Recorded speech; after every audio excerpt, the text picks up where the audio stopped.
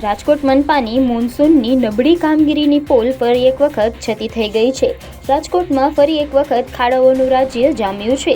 શહેરના પ્રવેશદ્વાર પર જ રસ્તાઓની પરિસ્થિતિ એટલી બિસ્માર છે કે માર્ગ ઓછો અને ખાડા વધારે નજરે ચડી રહ્યા છે। માધાપર ચોકડીથી મોરબી જતા માર્ગે નજર કરો તો એવું લાગે છે કે રોડની જગ્યાએ જાણે ખાડાઓ જ હાઈવે બની ગયા હોય। દિવસ દરમિયાન વાહન ચાલકો માટે અહીંથી પસાર થવું માથાનો દુખાવો બની ગયું છે અને વરસાદ પડે તો શું વાત જ કરવી। વરસાદમાં તો આ ખાડાની પરિસ્થિતિ એટલી બિસ્માર બની જાય છે કે લોકોના જીવ પર પણ આવી બને છે।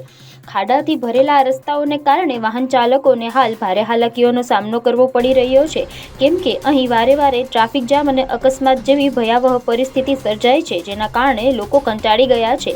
પરંતુ તંત્રની આંખો તો હજુ પણ બંધ જ છે। તંત્ર તો હજી આંખો ખોલવા માંગતું ના હોય તેવી રીતે આ ખાડા કાન કરીને બેઠું છે। રિપેરિંગના નામે ફક્ત થીગડા મારવામાં આવે છે અને થોડાક જ વરસાદમાં તો રોડની પરિસ્થિતિ ફરીથી ખાડામાં ફેરવાઈ જાય છે। ત્યારે જાહેર જનતા સવાલ ઉઠાવી રહી છે કે આ ખાડા રાજ પર ક્યારે કાબૂ થશે।